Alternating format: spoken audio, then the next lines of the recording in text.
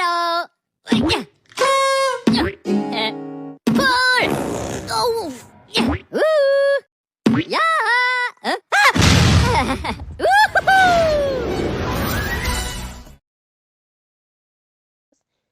Y la respuesta a la crisis. Me presento, soy Dulce González, junto a mis compañeras, Virginia Rodríguez. Y Jocelyn Hernández. quienes formamos parte del equipo Si Me Informa. Hola, ¿cómo han estado? Yo muy bien y bastante entusiasmada y a la vez un poco triste ya que es el último capítulo de la primera temporada. Yo igual me encuentro bastante bien, pero al igual que Virginia, un poco triste, pero no se preocupen, ya que tendremos segunda temporada. Muy cierto, pero bueno, oigan, tenía una pregunta que hacerles. ¿Ustedes saben qué es la ciencia normal? Pues yo tengo entendido que es la investigación basada en una o más realizaciones científicas, pasadas que alguna comunidad científica particular reconoce durante cierto tiempo. Sí, un ejemplo de esto sería la física de Aristóteles, el Almagesto de Ptolomeo, los principios y la óptica de Newton, la electricidad de Franklin, la química de Lavoisier, entre otros. Estas, junto con otras, fueron las que sirvieron durante cierto tiempo para definir los problemas y métodos legítimos de un campo de la investigación para generaciones sucesivas de científicos, ¿cierto? Sí, exacto. Oigan, ¿y ustedes recuerdan qué nombre le había asignado Kuhn a este tipo de teorías? Sí, a este tipo de teorías le asigno el nombre de paradigmas. En este sentido, el estudio de paradigmas es lo que prepara principalmente al estudiante para entrar a formar parte como miembro de la comunidad científica a la que trabajará, ¿no? Cierto, y la evidencia de transformaciones en los paradigmas, dígase de revoluciones científicas y transición sucesiva de un paradigma a otro por medio de dicha revolución, es el patrón usual del desarrollo de una ciencia madura. ¿Alguna de ustedes recuerda sus características? Y yo recuerdo que su logro carecía suficientemente de precedentes como para haber podido atraer a un grupo duradero de partidarios y era lo bastante incompleta para dejar muchos problemas, para ser resueltos por el redelimitado grupo de científicos. Qué interesante, yo no tenía conocimiento sobre estas características. No es extraño que en las primeras etapas del desarrollo de cualquier ciencia, diferentes científicos ante la misma gama de fenómenos, pero habitualmente no los mismos fenómenos particulares, los describan en el que pretendemos diferentes. Exacto, lo que sí resulta sorprendente es el hecho de que eventualmente divergencias iniciales pueden llegar a desaparecer en gran parte, ya que su desaparición es causada regularmente por el triunfo de las escuelas anteriores al paradigma, que acosó de sus propias creencias y preconcepciones características, hace hincapié solo de algunas partes, especial del conjunto demasiado grande de informes. Sí, eso mismo. Un ejemplo serían los electricistas que creyeron que la electricidad era un fluido y que por consiguiente concedieron importancia especial a la conducción y que llevados por estas creencias, la cual en su momento apenas podía explicarla, que ya conocía multiplicidad de los efectos de la atracción y repulsión, varios de ellos tuvieron la idea de embotellar el fluido eléctrico, que el fruto de su esfuerzo fue la botella de Leyden. Bastante interesante, la verdad, pero yo para que una teoría sea aceptada como paradigma debe parecer mejor que sus competidoras, ¿cierto? Sí, pero no necesita explicar y en efecto nunca lo hace, todos los hechos que se puedan confrontar con ella. Oigan, ¿ustedes sabían que en el desarrollo de una ciencia natural, cuando un individuo o grupo produce por primera vez una síntesis capaz de atraer a la mayoría a los profesionales de la generación siguiente, las escuelas más antiguas desaparecen gradualmente?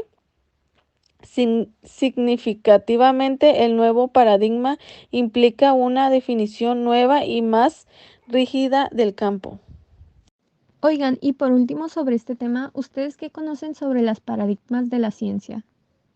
Pues yo tengo entendido que las ciencias se organizan en torno a paradigmas, que en este sentido amplio representan una matriz disciplinar que abarca supuestos valores, generalizaciones y creencias sobre una disciplina. Sí, y a través de los cuales los científicos de una disciplina observan los problemas de ese campo. Compañeras, ahora hablaremos de otro tema que son las crisis y la emergencia de las teorías científicas.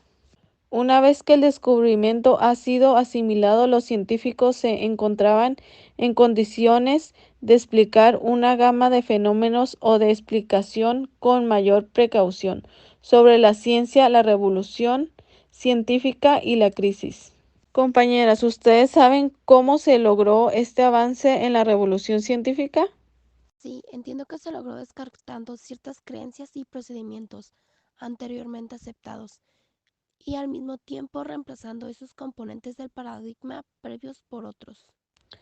Muchas gracias, Dulce, por tu aportación. También sin antes mencionar, este avance solo se logró descartando ciertas creencias y procedimientos anteriormente aceptados y al mismo tiempo reemplazando esos componentes del paradigma previo por otros.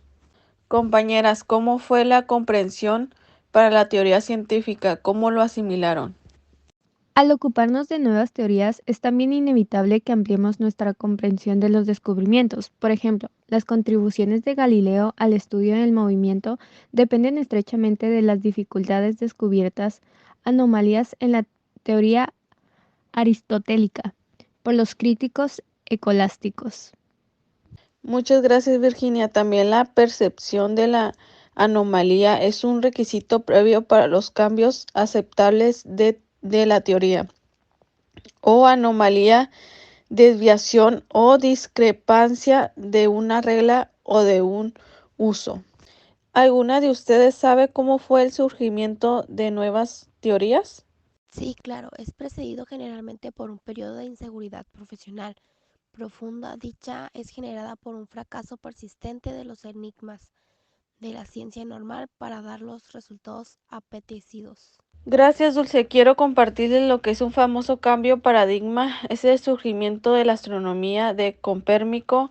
Este reconocimiento fue el requisito previo para el Copérnico rechazará el paradigma Ptolomeo y se diera a la búsqueda de otro nuevo. Esta es una de las clásicas descripciones de estado de crisis. ¿Ustedes creen que la teoría nueva es una respuesta directa a la crisis? Sí, en el caso del desarrollo de la astronomía de Ptolomeo, tanto los triunfos como su quiebra, ya que corresponden a los siglos posteriores a la proposición de Aristarco. También recordemos que Aristarco de Samos fue un gran astrónomo y también matemático griego, nacido en Samos, Grecia, y fue la primera persona conocida que propuso el modelo heliocéntrico del sistema solar, colocando al Sol y no a la Tierra en el centro del universo conocido. Ahora nos enfocaremos en qué es una crisis. ¿Alguna recuerda el significado de esta? Sí, compañera, el significado de estas es la indicación que proporcionan de que ya ha llegado la ocasión para rediseñar. ¿Cómo? No me queda del todo claro. ¿A qué te refieres, compañera? ¿Qué punto es el que no te queda claro? Quiero saber cuál es tu duda, Dulce. Las crisis son consideradas como una condición previa y necesaria para el nacimiento de nuevas teorías. Para obtener un cambio de la visión del mundo, lo tuvo que preceder una crisis. ¿Queda más claro el punto? Así es, Virginia. Entonces se puede decir que todo paradigma necesita de una crisis. Así es, Dulce, pues en el siglo de Kuhn podemos ver que iniciamos en la ciencia normal, seguida por las anomalías para después llegar al punto de la crisis del modelo y por consiguiente generar la revolución del modelo para así llegar al cambio de paradigma y este ciclo se repite. Ya entendí. Gracias, compañeras. No es nada, Dulce. Ahora, una vez aclarado lo que es una crisis, ¿ustedes sabían que hay quienes han sido impulsados a abandonar la ciencia debido a estas crisis? Sí, esto puede pasar porque no son capaces de vivir a veces en un mundo desordenado, es decir, uno que vive en constante cambio. Entonces podemos decir que todas las crisis comienzan con la confusión de un paradigma y el aflojamiento de las reglas para la investigación normal. terminan con la aparición de un nuevo candidato a paradigma. Así es, ya que si rechazamos un paradigma sin reemplazarlo con otro, es rechazar la ciencia misma. Creo que algo que no mencionamos al principio, pero considero que es muy importante, es saber que no toda anomalía provoca crisis. Para esto tiene que ser más que una simple anomalía. Es muy cierto, compañera. Tomando lo anterior, la transición de un paradigma en crisis a otro nuevo que pueda surgir de una nueva tradición de ciencia normal está lejos de ser proceso de acumulación o ampliación del antiguo paradigma. Así es, Dulce, es más bien una reconstrucción del campo a partir de nuevos fundamentos que cambian métodos, aplicaciones y teoría del paradigma. Entonces, ¿podemos decir que los paradigmas se alimentan del pasado? Sí, Jocelyn, es un proceso que maneja el mismo conjunto de datos anteriores, pero ahora situándolos en un nuevo sistema de relaciones al ubicarlos en un marco diferente. De concluir que es importante mencionar la aportación de Karl Popper, el principio de la falsabilidad. Oh, es cierto. ¿Qué era lo que decía Popper? Decía que todo puede ser refutable y plantea la búsqueda de la verdad con un fundamento teórico, es decir, que todo podía ser cuestionado siempre y cuando contara con argumentos. Así es, deben de poseer una estructura lógica en sus conclusiones, deben de ser comparadas con otras teorías existentes para saber en qué medida se apoyan en ellas o las contradicen. También deben especificar experimentos cruciales que permitan contrastarlas con la realidad, señalando claramente las condiciones precisas en las que dichos experimentos permitan falsar las hipótesis. Entonces podemos concluir que partimos de un paradigma normal donde posteriormente aparecerán las anomalías, lo que nos llevará a una crisis donde esta es una condición previa para llegar al nacimiento de nuevas teorías. Así es, compañera, solo que recordemos que necesita ser más que una simple anomalía. Y recordar que ningún paradigma que proporcione una base para la investigación científica resuelve completamente todas sus interrogantes. De esta manera concluimos el episodio del camino hacia la ciencia normal.